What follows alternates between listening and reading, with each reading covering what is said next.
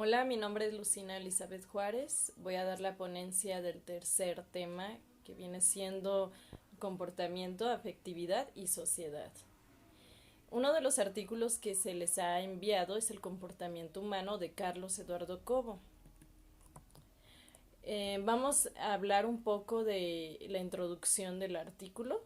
El artículo lo que pretende realizar es una síntesis completa de la diferencia de algunas teorías y paradigmas, buscando que cada uno de ustedes encuentre el significado de cada tipo de paradigma y cada teoría. Sabemos que el comportamiento humano es como una esencia del ser humano, ¿no? Se podría decir que cada quien adquiere una personalidad que está basada con actitudes que corresponden a las expresiones psíquicas del ser humano, como el sentir, el pensar y el tener una voluntad propia. Estos tres componentes son, son fundamentales para los diferentes tipos de teorías que se van a explicar a continuación. Las teorías del comportamiento está la teoría cognitiva, que tiene que ver con un fundamento básico en la visión de las necesidades de la persona. Estas necesidades son internas y provocan tener un comportamiento inherente a nuestra vida. O sea, tienen que ver con lo que nosotros hemos adquirido a través del tiempo, las experiencias de la vida y cómo nosotros las desarrollamos constantemente para tener una satisfacción de nuestros deseos como seres humanos. Esta tiene que ver más con las capacidades de aprendizaje internas. Entonces, hallando esta teoría interesante, también encontramos la otra teoría interesante, que sería la teoría de motivación de McGregor. En esta teoría es fundamental que las actitudes y los comportamientos sean motivados siempre por necesidades. Las necesidades siempre van cambiando de acuerdo al espacio y el tiempo, en el que se encuentran las personas. Estas van a estar siempre en la búsqueda y nunca van a terminar hasta que llegue la muerte de la persona. En este modelo las necesidades son ordenadas descendentemente en forma que se encuentren como las vitales. No sé si ustedes recuerdan en sus clases las necesidades de Maslow. Bueno, el triángulo que Maslow compartía con nosotros, que tiene que ver con las vitales, la salud, alimentación, lo de abrigo, sexo, entre otras, como las necesidades de autosatisfacción, como la seguridad, dependencia, etcétera. Entonces la teoría de la motivación de McGregor tiene que ver con esta teoría de Maslow, ¿no? La necesidad del ego es otra que tiene que ver con una relación consigo mismo, o sea, con una relación entre lo que tú quieres ser y lo que eres. Tiene que ver con la reputación social y un nivel que tú adquieras en la sociedad. Puede ser en una jerarquía alta o baja, dependiendo de la clase en la que tú te quieras encontrar o te encuentres, ¿no? Por así decirlo, ya inmerso desde el nacimiento. Estaría la teoría de la autoactualización de Abraham Maslow, que es lo que mencionábamos anteriormente. Sin embargo, aquí nuestro autor menciona que el estudio de las personas, por ejemplo, a la alegría, el entusiasmo, el amor y la satisfacción, está constituida por nuestras necesidades primarias, que sería lo que mencionaba anteriormente. Estas dos tipos de teorías se pueden estar confundiendo un poco, sin embargo, la diferencia está en que McGregor apunta más a lo que tiene que ver con la necesidad social interna y la necesidad egocéntrica que tenemos nosotros naturalmente como humanos. Igual Maslow menciona en la teoría, para mencionarlo un poco más puntual, Las necesidades físicas básicas, las necesidades de protección y seguridad, necesidades de pertenencia y sociales, igual como las necesidades de estima y de estatus. Estas se van actualizando conforme el humano se va desarrollando y conforme vamos sobreviviendo, ¿no? Está la otra teoría, que sería la teoría centrada en la persona. Es un modelo un tanto ortodoxo ya, de Carl Rogers. Fue diseñado en el año 1902 a 1971. Me parece que esta es una necesidad, bueno, es una teoría, perdón, es principal, ¿no? Sobre la idea del sentido de vida, la responsabilidad, la ética, la moral que todos tenemos, entre otras cuestiones como serían los sentimientos de miedo, de culpa, alegría, tristeza, lo cual nos está moviendo siempre a una búsqueda. La teoría centrada en la persona nos habla más como una tendencia a actualizarnos, a tener actitudes siempre guiadas a un crecimiento, a una reproducción. Siempre estamos en la búsqueda de la satisfacción interna. La motivación siguiente sería, perdón, la teoría siguiente sería la motivación de higiene de Herzberg. Dentro de este modelo existen factores que influyen para separar el comportamiento de un individuo y estos tienen que ver con los factores higiénicos y los factores motivacionales de la persona. Los factores motivacionales están presentes siempre en la búsqueda de una satisfacción. Si vemos, todas las teorías están relacionadas con el bienestar, ¿no?, de la persona.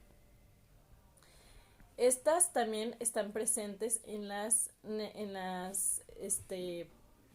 el trabajo que busca esta satisfacción. Sin embargo, también se producen los sentimientos de no satisfacción. Esta teoría tiene un reconocimiento de los objetivos de las personas socialmente hablando. Los críticos del modelo rechazaban la idea de los factores independientes de motivación. Ellos pensaban que estos no existían como tal, sino que tenían que ser siempre reconocidos para que fueran motivantes, ¿no? Por alguna otra forma, si no hay otra persona que te motive, no hay otra persona que te esté satisfaciendo con algún tipo de reconocimiento. En la teoría de las necesidades de logro y de afiliación de poder, vemos que David C. McClendon, perdón, no sé si se esté pronunciando así, pero él encontró en su investigación cuatro patrones de motivación. Estos patrones tienen que ver con la necesidad de logro que producen las actitudes a buscar un reto, un obstáculo. La segunda necesidad sería la de afiliación, que origina actitudes que permiten que los individuos se estén relacionando constantemente. Por ejemplo, actitudes positivas. Cuando tú tienes con tus compañeros, con nosotros, siempre vas a estar generando una valoración de cómo te ve el otro a ti o cómo ves tú al otro. Y esto puede ser de una forma interesada o desinteresada.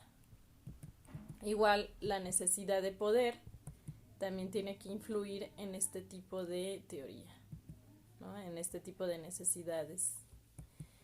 En la teoría de campo de Lewin está dentro del comportamiento, también es muy importante, ya que está entre lo real y lo actual. Es diferente lo real de lo actual, sin embargo muchas veces lo podemos confundir. Lo real es lo que está presente, lo que nosotros estamos percibiendo frente a nosotros. Y lo actual es lo que está ocurriendo. Puede ser diferente para una persona o diferente para otra persona, ¿no? Para una persona puede ser algo positivo, para otra persona puede ser algo negativo. Muy bien, entonces esto tiene que ver con el campo de la teoría de Lewin, igual con la teoría de las expectativas. Victor Brum tomó algunos conceptos de Lewin, ¿no? Él decía que las expectativas de las personas son creencias que se le han impuesto en su vida. Por ejemplo, si tú tienes una creencia, alguna religión, esa creencia es impuesta, no es nacida por ti mismo o por un libre albedrío se podría llamar, más bien es como una creencia que alguien más te estuvo cosechando, ¿no? O más bien sembrando para que tú la cosecharas de alguna otra forma. Igual este trabajo permite lograr que el objetivo sea más deseado, ¿no? O sea, las personas que tienen una motivación y un comportamiento dirigido hacia esa motivación siempre van a tener como la expectativa de lograrlo. Una persona que le asigna un valor a un objeto, una persona o alguna situación determinada, está determinándose, con vaya redundancia, a la motivación, ¿no? Está como poniéndole un significado, está poniéndole un sentimiento, se está adentrando un poco más a lo que tiene que ver el valor de la situación, de la persona o de algún objeto se podría también tratar. Muy bien. Existen diferentes causas y efectos que también pueden modular el comportamiento de las personas. Por ejemplo, la crítica orientada a la ausencia también es un modelo interesante porque explica cómo una situación puede conllevar a una persona a modificar ese comportamiento. Igual en la teoría de la fijación de objetivos para el desempeño, Lewin menciona que hay 4 factores. Estos factores son los objetivos fijados por la organización a cada trabajador, en cuanto a su grado de claridad, especificidad y el interés que despierta a la persona trabajadora o al empleado, ¿no? Está también la segunda, que serían las características que presenta una organización en relación a la tecnología, la estructura, el liderazgo y el clima del trabajo. Por ejemplo, ahorita en estas fechas de contingencia estamos viendo que la teoría de la fijación de los objetivos está siendo un tanto determinada por una pandemia mundial, ¿no? Estamos cambiando nuestros objetivos que teníamos planificados para un corto tiempo o un corto plazo, los estamos modificando y nos tenemos que ir adaptando al clima del trabajo que estamos realizando.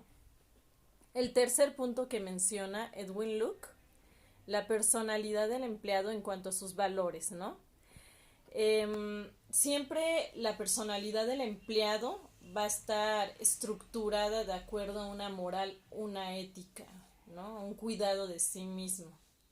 Siempre va a estar interesado en encontrar una estabilidad, tener que llegar a los objetivos personales que se ha estado imponiendo, y esta tiene que ver con la estabilidad emocional en el que se encuentre el individuo.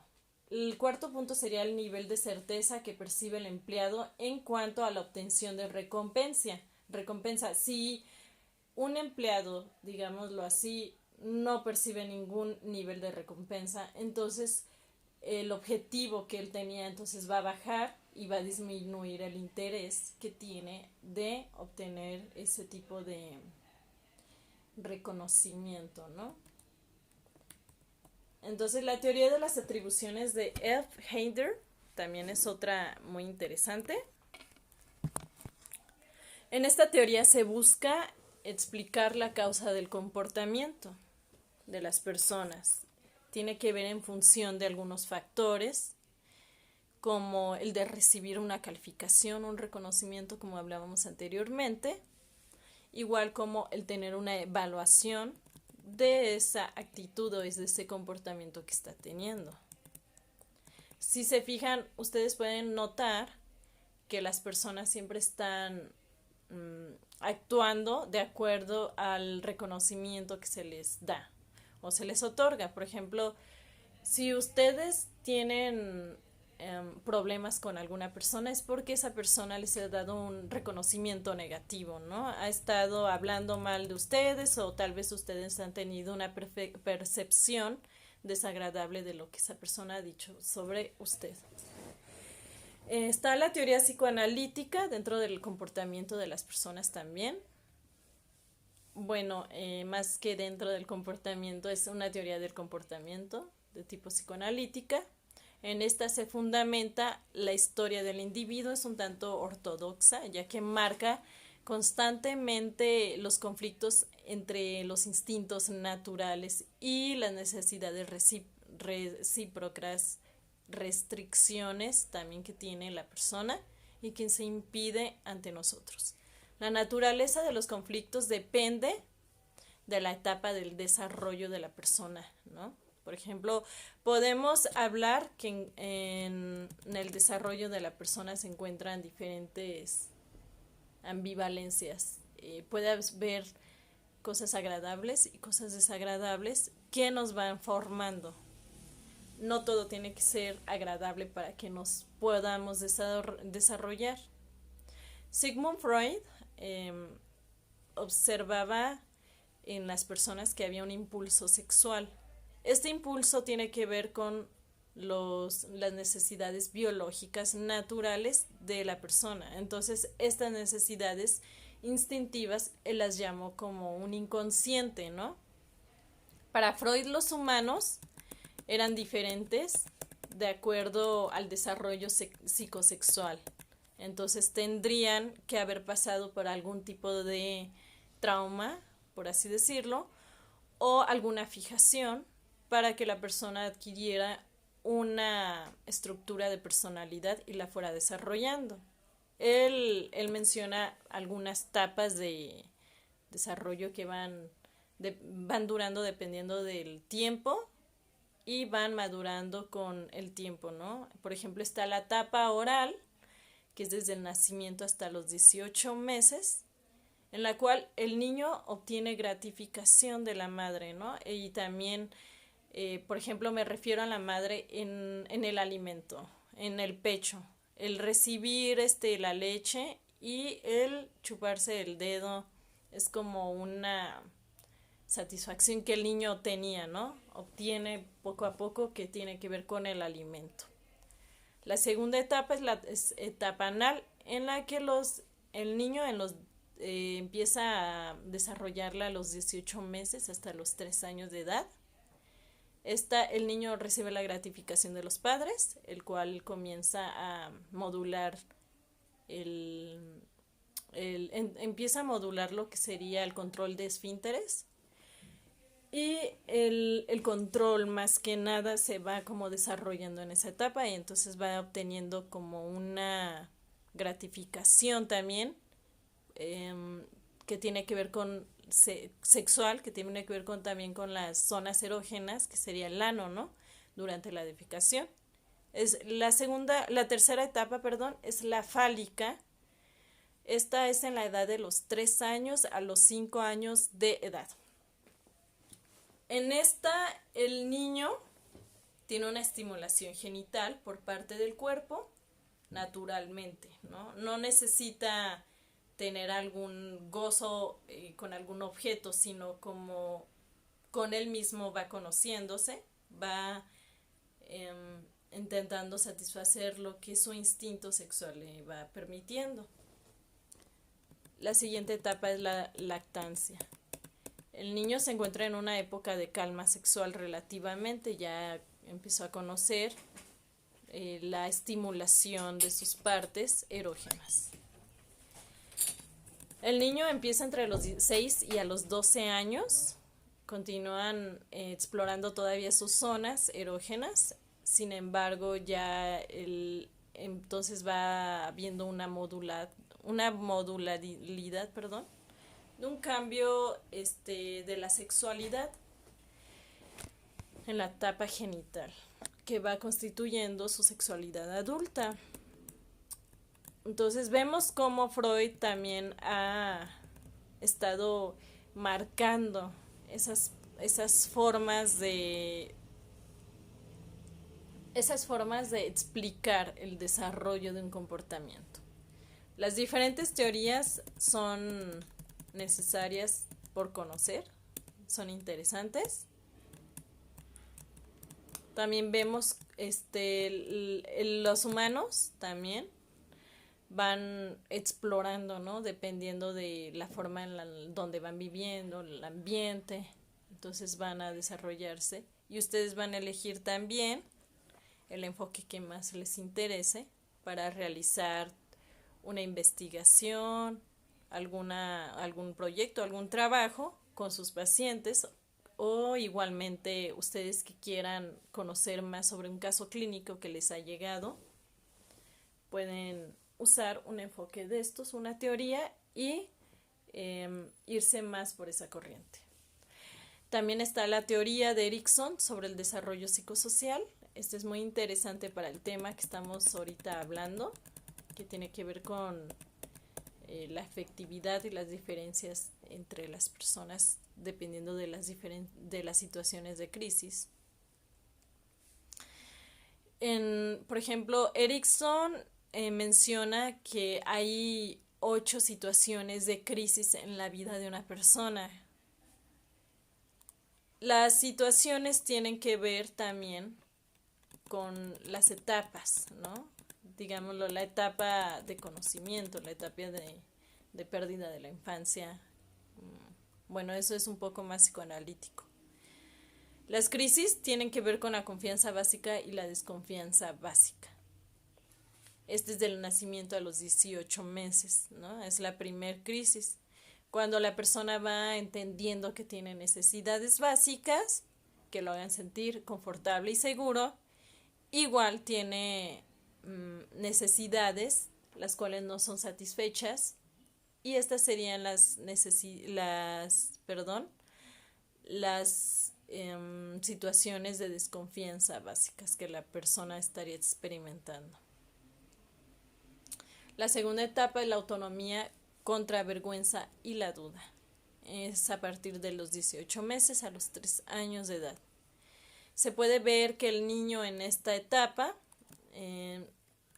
va a ir permitiendo que explore su cuerpo, a conocer su autonomía, ¿no? Tener y conocer sus límites. Igual la tercera es la iniciativa contra la culpa. Ahí empieza de los 3 años a los 6 años de edad. El niño va obteniendo una sensación o una responsabilidad para algún tipo de situaciones que los padres le van entregándole al niño. Esta es una crisis en la cual el niño va a ir conociendo la vergüenza, ¿no? Va a ir viendo lo que está bien o lo que va a estar mal.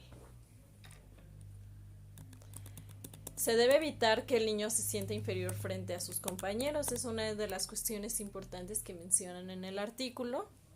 Igual está la etapa quinta, que es la identidad contra la confusión de roles, que sería en la adolescencia. Tiene que ver con la identidad de quién soy yo, qué hago aquí y por qué existo, etcétera. Las preguntas filosóficas que tienden a hacerse los adolescentes. Igual va aunado con los cambios fisiológicos fuertes que se están dando en esa edad. Esa es una de las etapas de la adolescencia que sería muy marcada en la vida de una persona. La sexta etapa sería la intimidad contra aislamiento, que sería en el adulto joven. Es la lucha por no perder su ego, simplemente entre una relación a otra están manejando este tipo de situaciones, ¿no? Es un exceso de mantenerse aislado para reconocerse también y que pueda saber lo que puede llevar a la persona a la soledad. Igual es una entrega total de sí mismo a lo que está el individuo arriesgando, ¿no? Por ejemplo, está arriesgando su ego cada vez que convive con otras personas y está poniendo en juego su identidad porque todo lo que tenía marcado por las etapas anteriores se ve de una forma excesiva en esta etapa. La séptima etapa sería la generatividad, perdón. En esta etapa la persona está como estancada en una madurez. Después de los 40 años, el individuo demuestra mucho interés por guiar y señalar a las siguientes generaciones, y entonces se encuentra como en la forma de querer apoyar o guiar a las personas que van saliendo de la sexta etapa para entrar a la séptima etapa, porque ellos creen que ya han pasado por una fase difícil en su vida. Entonces se enfocan para resolver los conflictos que están viniendo futuros. Tiene que ver más esta etapa con el contexto de la persona, el contexto en el que ha vivido y la cultura, y claro que, por supuesto, que la época, ¿no? La escuela kleiniana. Para Melanie Klein, el comportamiento humano es el resultado de la definición del conflicto primario entre las buenas y las malas experiencias tempranas de la infancia. Si ustedes conocen a Melanie Klein, también es una psicoanalista muy importante para la teoría y el enfoque psicoanalítico. Ella desarrolló una teoría sobre las etapas fundamentales, en la cual la fase de persecutoria es muy importante en el niño, ya que ahí es cuando el niño desarrolla estrategias de defensa, y estas estrategias de defensa se van contra la angustia. La angustia tiene que ver con el perder el alimento, que sería el pecho de la madre. Igual tiene que ver con la integración y el desarrollo del amor y la felicidad durante la satisfacción alimenticia o alimentaria, ¿no? La otra fase se denomina fase depresiva, en donde el niño se da cuenta de lo bueno y de lo malo, de que en el mundo en el que le está viviendo tiende a ser amado y odiado al mismo tiempo. Es lo que el niño llega a percibir por los objetos que se le pueden dar y los objetos que se le pueden quitar. En la siguiente teoría conductista sabemos que Watson y Skinner fueron los precursores. Ellos utilizaron un método más científico, los cuales consideraron el factor psicológico no observable como una no ciencia, ¿no? Entonces ellos se enfocaron en lo observable, que tiene que ver con las teorías de la conducta observable. Dentro de estas categorías se encuentra el condicionamiento clásico de Pavlov y la teoría del acondicionamiento operante de Thorndike y Skinner. En el acondicionamiento clásico de Pavlov vemos que hay 3 fases. La fase anterior al condicionamiento, en la cual el estímulo incondicional, que sería en este caso en los perros, la carne. Ese sería el estímulo incondicional. Entonces, este produce una respuesta automáticamente en el perro, lo cual sería la salivación.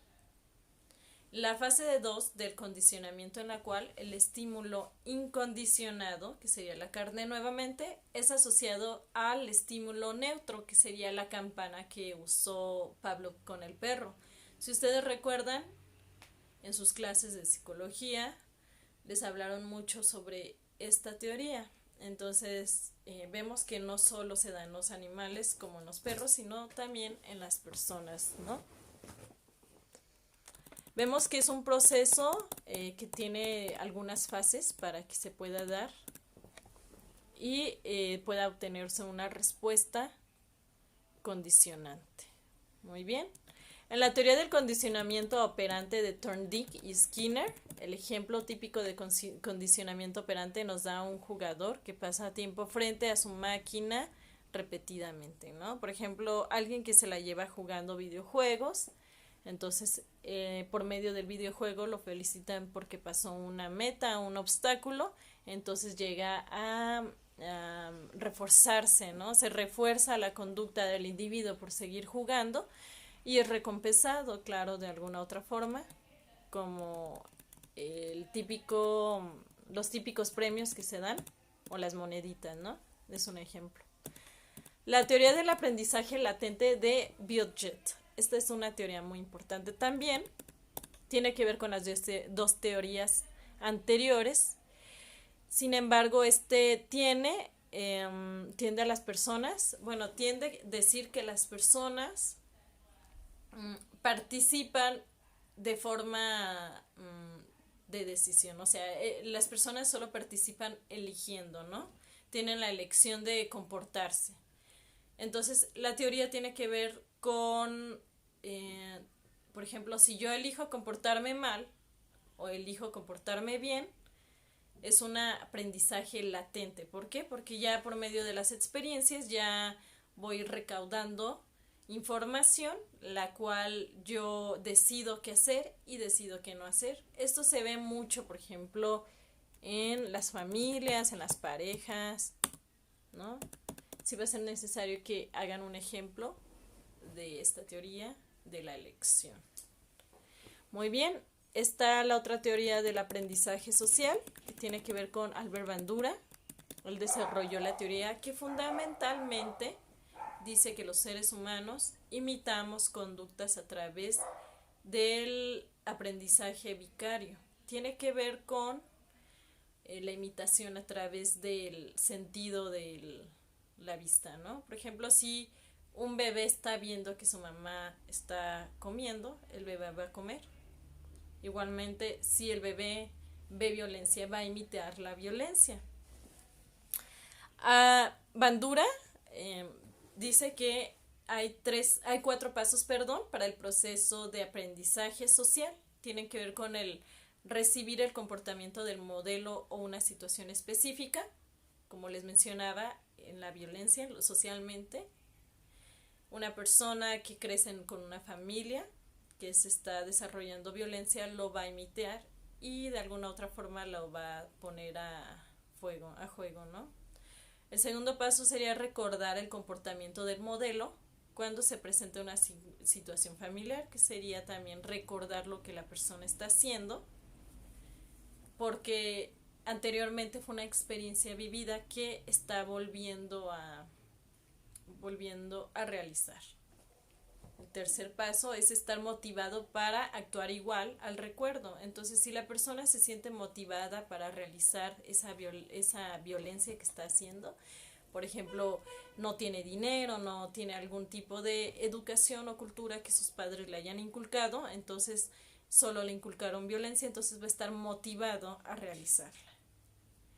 El cuarto paso y último paso sería convertir la acción en el recuerdo. Por ejemplo, la persona ya realizó lo que tenía que realizar o lo que imitó, entonces se vuelve un recuerdo. Y al volverse recuerdo se crea una experiencia, la cual puede volver a ejecutar si la experiencia le produjo algún tipo de satisfacción o algún bienestar social e individual.